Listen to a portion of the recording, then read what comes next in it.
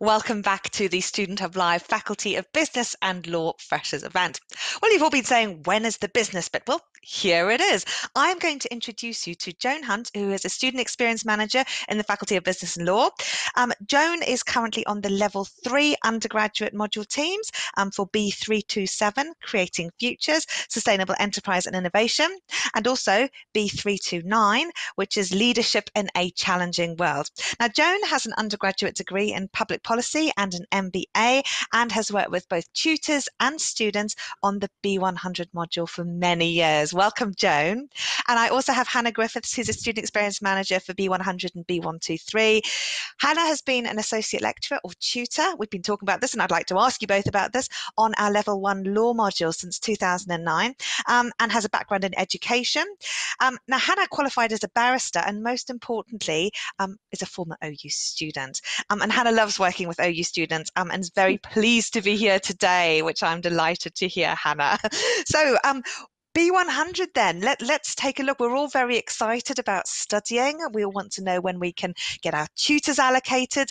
So I think first, if we could mention what's happening in terms of allocating tutors and things. They're in process. You should be hearing later on today, if not tomorrow, about who your tutor is. So it is in the process. It is happening today as we speak. So not much longer to wait. So don't worry about it. You will find out who your tutor is, and you're not alone. There are other Level 1 students who are waiting to hear about their tutors as well. So it is coming. Brilliant. It's a very complicated system, and I think COVID has presented other challenges this year, but matching students and their tutors is a really important part of the process, and it's very important that we get that right, and that will be happening very soon. Oh, Lydia's got a sign on her desk that says intellectual badass. Her friend bought her for Christmas, so that if she has a wobble, it's a good reminder, which I think is absolutely wonderful. So, you've been involved with B100. I wonder if we can maybe think about some of the highs and lows of the module in your experience. What have students sort of said, Joan, was the best bit and the worst bit? Well, okay. Actually, it's Hannah who's going to talk about that bit, actually, Karen. But I think what we're going to do is just to start out by telling the students a little bit about the module, if that's all right. That would be fantastic. Okay, brilliant. So a big warm welcome to all of you here listening to this today. One of the things we wanted to say is that the B100 module is a module that students take in a number of different disciplines that here, where they can either study it within the open degree, where people can choose some of their own modules that they wish to take and design their own degree, or it's also the module that's the foundation for any of our business and management modules that we have within the Faculty of Business and Law. Most of the students who will be studying B100, or almost all of them, are going to be brand new to the Open University. So one of the things you should feel is a great deal of relief that, in fact, most of the people studying this module have had years of not studying in a long time, or they've never had any contact with business study before. So the first thing really that I'd like to say is don't worry. You're starting at a level where you're not going to be expected to know very much. But in fact, we also have some students that you can talk to and learn from who may have in fact had several years of business experience. And the way that the module has been designed is to make it interesting for all of you, because we use the case study method in a lot of the work that's done, which means you're looking at and applying what you're learning to real business situations. And in fact, in this type of a module, it's quite integrated. It's divided into 7 blocks, which cover the 7 blocks. If you've received your books yet, you've got one block of to cover each one of a functional area, and then you've got a book to go along with it of readings. And so you might be covering human resources, or studying some marketing, and finance and accounting is another area. And before you panic about that, because a lot of people, when they hear the word accounting or finance, they think to themselves, oh dear. But what you will find is that this has all been written in a way that is accessible. And your tutors who you're going to be working with are very used to helping students learn how to take on the very introductory level of information about finance that you'll be exposed to in this module. That's wonderful, Joan. Thank you. One of the things we were talking to with colleagues from law earlier was about the complexity of some of the issues, but also some of the complex skills that students were going to develop as well. Can you say a little bit about how that translates in this context to B100? Sure. Well, one of the things that we do with our degrees that makes it easy to kind of grow your skills over time is that all of the modules are written with learning objectives and with very clear skills development within them. Now, sometimes it takes students really quite a long time to realize that actually if they start to build a record of those skills and actually take a good look at what they're supposed to be learning and build those up in terms of their assignments and in terms of their employability skills, what they've then got is a record of all kinds of practical skills and application of a variety of things that they can take to the workplace if they're job hunting.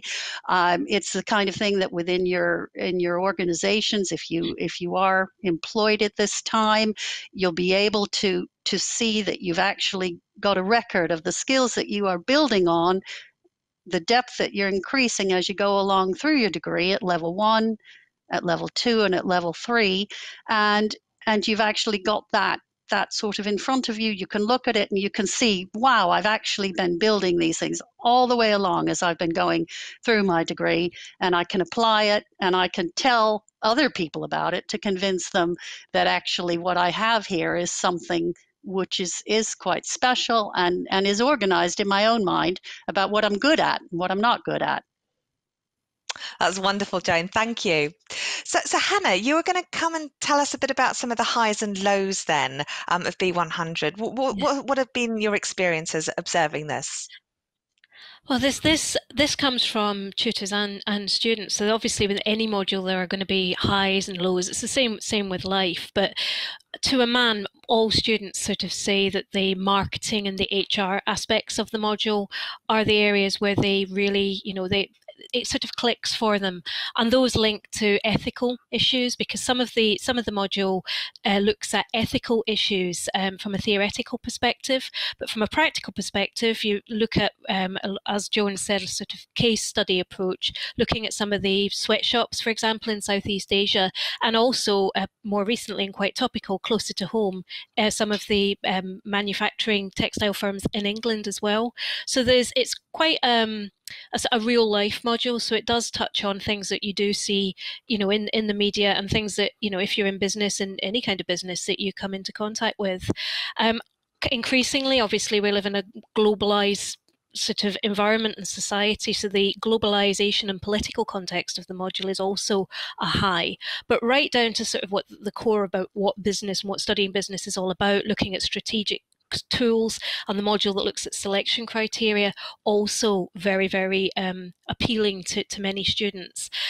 The lows, as Jona's touched upon, students tend to be reluctant. I know myself, but the word maths used to make me sort of freeze in fear. And there is an accounting and an economics aspect to the module.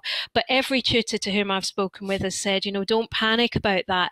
It's arithmetic, not maths. So it's looking at the way that numbers function, adding and subtracting and that kind of thing, rather than the terrifying aspects of maths. So all the tutors that I work with, and I've been speaking to lots of them recently, setting up tutor groups, they are all 100% approachable, supportable, and are absolutely so enthusiastic and so looking forward to getting their student groups to support. So there is the support there, even if you do come up against something that you think, oh gosh, how am I going to handle that? You've got your tutor to support you. Brilliant. That's absolutely wonderful and really, really good advice. Tutors are really looking forward to meeting students, as I know you're looking forward to meeting your tutors also. So we asked people at home, why they're studying B100. And let's take a look, Joan and Hannah, at some of these reasons, and then I'm going to invite you to say some things in response to what the students at home have said. So here you can see that career is one of the key reasons that people are studying the module. They also think it's interesting. Perhaps there's an idea that they're wanting to look at, like marketing, etc. But there are other agendas, also things like personal development, manage my Avon, love business, confidence, deeper understanding, learning about business, progression, furthering careers, furthering knowledge, to open my own shop. I like business, to start a business. So there are lots of different areas here. I wonder if you'd like to talk about some of the things that students have said around some of these key ideas. Are these good motivations for studying B100? I think they're, great motivations. I think what's really interesting is how varied the motivations are. I don't see anybody saying it's because I can't go to the pub after 10 p.m., so I might as well be doing something else. But in fact, I think we do have to take into account that these are changing and challenging times, and it seems to me that some of the best things that we can all do about that is actually try to have something that we can do, that we can work on together, that improves our level of curiosity. We need to learn and to take on board all kinds of challenges, both at work and in our own home and social environments in relation to what's going on. And I think B100 actually is a super way of doing that. What you have here is a very integrated, quite a plan really of learning about a very wide variety of businesses, of functional areas, being exposed to all kinds of information and areas that you may not have had exposure to in your own working life so far. And you've got that opportunity to share it with other people, to talk about it with your tutor, with other students within the tutor group forum. And if you've got an open mind, and if you actually keep a positive attitude, there is absolutely so much that you can learn, and to just turn yourself on really to the whole idea of learning throughout your life and of learning to get through a challenging time for all of us. It is challenging, Joan. And while students are going to learn a lot of things, they're also going to learn a lot of skills. And we've seen employability feature quite highly here in terms of both students' motivations, but also I know that in terms of the way that the Open University design modules, employability is front of our minds often because we appreciate that students are doing this. So while employability is a factor, students are also going to learn a lot of skills. And we know that employers really value some of the skills that students learn while they're studying, irrespective of they're studying business or law. There are certain skills that distance learning students will pick up. Joan, can you tell us about some of those skills and about how students can, I guess, recognize their value and perhaps apply those in a business context? Absolutely. Yes. Well, one of the things that we've actually prepared today is a slide actually of some skills that have come from, this is from the Economic Forum at Davos, which is held every year. This was in January of this year. And what you will find, what they do is they interview and they ask questions of the human resources director and the strategy directors of a lot of the top companies within the world, and they ask them, look, what kind of skills are you going to need over the next 5 years when you're thinking about the fact that business is changing? Of course, what you do have here is a list of skills prior to the whole situation of us all going into a slightly more challenging situation. And I think it's interesting to look at these and also think about them in light of perhaps what other skills are growing in importance during this time. But if you look at the top one, it's complex problem solving. And in fact, that is absolutely what B100 is aimed at trying to help you learn to do. And when you got that sort of view of how messy problems can be and how different functional areas and different parts of companies they're dealing with the same problem but with a different perspective, and they have to try to coordinate all those different ways of thinking and of solving issues together. And that's the kind of thing that is actually number one on employers' lists of what they're looking for in relation to skills. Some of the other areas that have moved up the list are creativity. That one is now, if you look at that, that's now number 3. It used to be number 10 on the list just 5 years ago. So you think about what changes have we got? We're going to be moving more towards perhaps jobs being done in a more automated kind of way. But creativity is something which they just can't replace that. That's a human skill, and there is, although they could go some way towards using machines with that, absolutely you can't replace that human skill. So I think really what I want to say about this is that within the OU now we have various tools. There's something called Future You, which you may have been introduced to and are going to start using. This is a tool which can help you record your employability skills as you go along and start thinking about where you want your career going.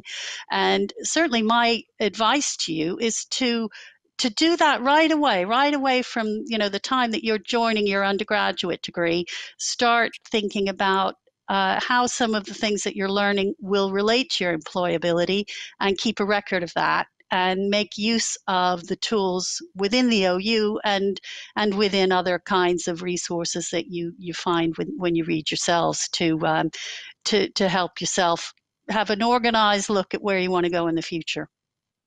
Brilliant, thank you. Jo Wayne says, that's incredible feedback, Joan. That's really, really helped. And Heather's actually commenting on the list that you've shown there, Joan. She saw it as part of an Accounts Payable Association chat. Meanwhile, Victoria just loves the bookshelves. She says, oh, wow, look at those bookshelves. So that advice really helped. It's always nice to take a sneak peek into people's home environments, isn't it? And it's really nice that we can all get together and have a virtual cup of coffee together and ease those nerves about studying. Yeah. Well, I had to tidy my shelves first. Oh, did you? Yes, they do look very tidy and organised. They do, definitely. I'm not always that tidy at all. That's why I'm not showing my shelves, because they're not very tidy. Yeah.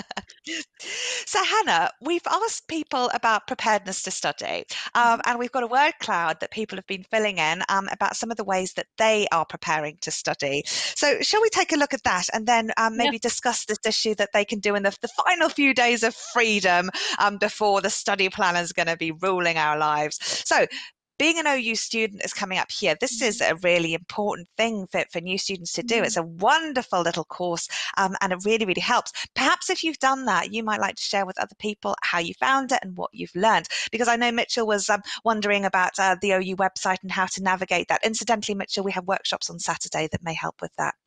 But other things like reading, learning new vocabulary, good note-taking, looking at the website, induction to business. So people have been buying stationery, reading books, familiarizing themselves with the website, planning their time. There's lots and lots of things, which is really, really good. Anise says that the Being OU Student was a really good mini course to help to learn how to get about and also what to expect. So thanks for that great feedback, Anise.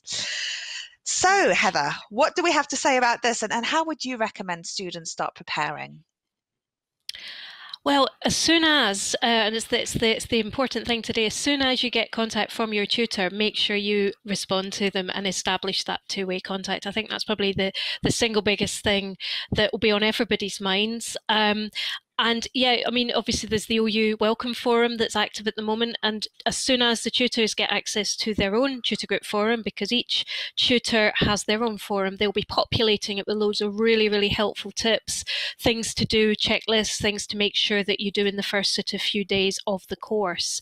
But just looking at that word cloud, some of those things, some fantastic priorities there. I saw, interestingly, somebody said unplug Netflix. And it's a really interesting one, because some people find that actually having something on in the background helps them focus on study. Some people need complete silence. So I think it's really just finding out what works for you. Stationery, definitely an important thing. You've got to be really comfortable where you are working. But I think, thinking back to when I started as an OU student, although it was many years ago before it was the website, I think TMAs were all posted and you had handwritten tutor feedback, was just working out the strategy strategies, the support networks, because at times, it can be tough if you're juggling study with life and work and whatever else you've got. So just making sure that you do have those strategies, whether it's putting your books down and going for a run or going for a walk, or, going and having a scream in the back garden, making a cup of coffee, whatever it is, just something so that you've got that balance. And preparing for that means that when you do need it, it's ready for you, as well as having the perfect pens and the nice place to study as well. No, absolutely. Elizabeth also has done the short course Being an OU Student, says it tells you everything you need to know. Callum says it's so reassuring to be surrounded by people in similar situations. Isn't it just, Callum? And we'll all get through it together. Marianne says, I can't wait to get started. And Nicole says, my children just came in and said, go mummy, which is the best. I think it really is. It's really nice. That's nice. Michelle, how is everyone at home? Oh, they are great, Karen. We've got Joe Wayne here who says that he is feeling already so much support from the OU, which we love. And that's wonderful. And Eliza said that her tutor said that the tutor gets nervous too. So I think it's important to think about that it's not just the students who are nervous at the beginning of all of this. And Ryan said he's studying because he wants to prove that he could have done this 10 years ago, but he can definitely do it now, which I think is wonderful. Many of our students do come back to prove something to themselves or their families. And Tony said he's much more, or she, my apologies if it's a she, much more comfortable following this session on. So lots of really good vibes about this session. Now, Noah did have a question about books for B100. So if I throw that back to you, and I was going to say in the studio, but I throw that back to Joan and Hannah, could you advise on some books for B100, please? Well, in fact, I think the best advice, because this question is often asked by students, and I think that what the tutors would reply is actually just read the books that you're given, in terms of, unless you're somebody who really is into business books. And yes, I mean, by all means, if you're somebody who's a great reader and a great studier, you can read other things, but you don't have to. And the business books are there, or the readings are there that are supplied to you. What I would encourage you to do is to be very aware of what's happening in the world around you, and try to read, newspaper or magazine articles which will talk about companies within them. And, occasionally try to read some articles that are good in-depth articles, and visit the OU library as one of the very first things you do in terms of signing up for one of their, not visit it physically, but sign up for one of their information sessions, because you can get for free all kinds of publications online that will help you with your degree. It's more about trying to apply what you're learning rather than reading everything you can get your hands on. Absolutely. Gerard's clearly a lover of books, and says that the complete A to Z business handbook is very good. It's got all the terms and definitions and examples. And sometimes having reference books, I think, can be a very nice thing to have, especially when you're learning new things. But equally, the OU library has so much out there for people, not only publications, but also books and resources, etc. Now, you're both associate lecturers or tutors, and you've had many students. Sometimes we're super excited at the start, and then things happen in life, as we've mentioned beforehand. So sometimes things can get in the way of studies, and we just can't prevent those from happening. What advice would you give to students about, I guess, their expectations and when things may not go to plan? Joan, can we come to you first for that? Okay, I think really the best piece of advice is not to panic, because actually this happens to all of us. We don't know what's going to always be happening in our lives, and things can get out of control. So be kind to yourself. Don't expect that you're going to feel on top of things and be ahead of things at all times. And I think if it does happen that you get behind, it is not the end of the world. Just sit back and think to yourself, how can I plan to catch up? Get in touch with your tutor. One of the things tutors say is actually, if a student reaches me, gets in touch with me and tells me things, I'm absolutely happy to help. It's when they don't hear from you that they might start to think, well, maybe it's not that important to this person, or and then it's so much better to reach out and to actually tell people, look, I'm struggling with this a bit. I need more time to catch up because of what this has happened, that has happened. So open, honest communication is absolutely key, and be kind to yourself. That's wonderful. Well, Hannah, you'll be pleased to know that Laura's just gone on her phone and her tutor has been allocated to her. So that's all in the Yay. pipeline, Oh, good. all happening now. So that's really good. And Gerard says, thanks for the shout out. Not a problem at all. Hannah, would you like to share some of your experiences for students and give some advice? We're in the last few minutes of this section. Yeah.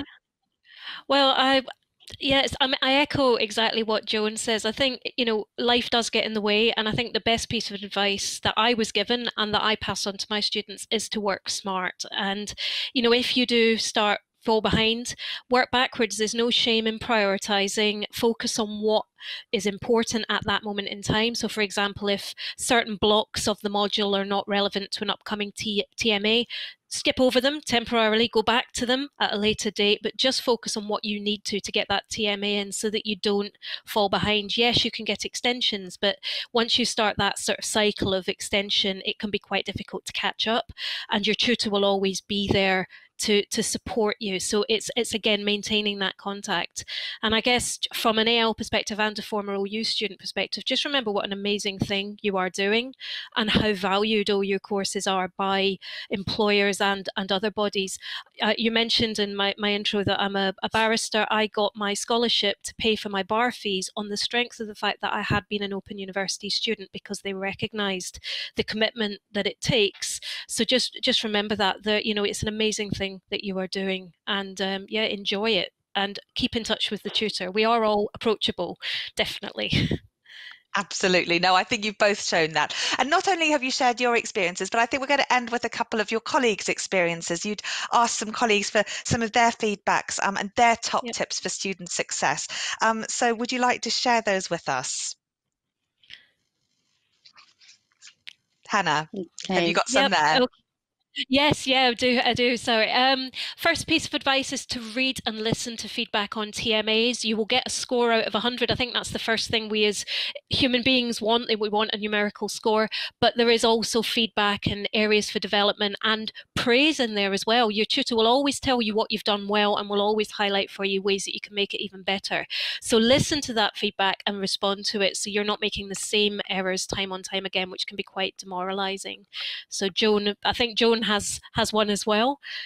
Yes, I've got a lovely one, which somebody has actually taken from another writer, but it's perfectionism is just fear in high heels, which I love, and that's really what that's getting at. Is look, you're writing an assignment, don't feel like it has to be, great or perfect or anything. Get it down there on paper and get it in, and you're going to be improving as you go along. Just half of actually getting to the end of something is being willing to sit down, write down what you're thinking at the moment, and don't get feeling that it's not good enough. Oh, that's really good. I love that. I think that'll be a thing, definitely, for sure. Yeah. Do we have any other quotes, Hannah? Yep, be sensible. One AL, a couple of ALs actually said, be sensible about when you can work. If you do set a time and you're just not feeling it, you're not in the mood, don't put pressure on yourself. But as Joan said earlier, be kind to yourself. Take a break, come back to it when you can, because we all need to be in the right mindset, or it's just not going to work, and it gets more frustrating, and that makes it harder to come back to it next time. So again, be realistic and be kind to yourself. Thank you. And Joan, do you have a final thought for us? I do, actually. This was just something so lovely, really, that I picked up from a student in a forum, and her tutor had asked the students, look, what was your favorite block of the module that you've studied, and why? And this particular student said that it was the final two blocks, which are ethics and globalization.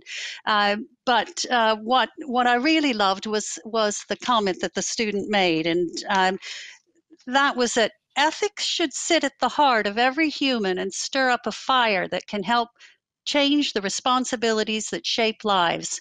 In a world that requires compassion and conscience, it starts with us. Oh, that is wonderful. I know. I thought, gosh, she's learned a lot on B100, hasn't she? Absolutely. So I just thought it ties it all together, really. It really does. Well, thank you so much, Hannah and Joan, for coming on and being wonderful tutors and being so friendly as well, and giving us some insight into what it's like studying the module, some of the support that's available for people, really taking note of that feedback and that relationship with your tutor also, and to enjoy it, I think, which is one of the key messages. It is so exciting. It will change the way you think forever, and that is something to really, really celebrate. Michelle, is everyone at home okay? Oh, absolutely. We're all talking about when to start, how to start, what we should read, when we should read it, all our questions about our tutorials. And so, yes, everybody is buzzing, I would say, at the moment. And just great to see so many engaged students. They're going to be brilliant, absolutely brilliant. Ah, yes, absolutely. Well, we're going to have a quick break now, and we've got some videos. We're going to see Robert Craw's video, What to Expect When Studying Level 1 Business, and Michael Keenan, Coping with High Intensity Study. So join me for our final section of today's programme after this short video break. See you then.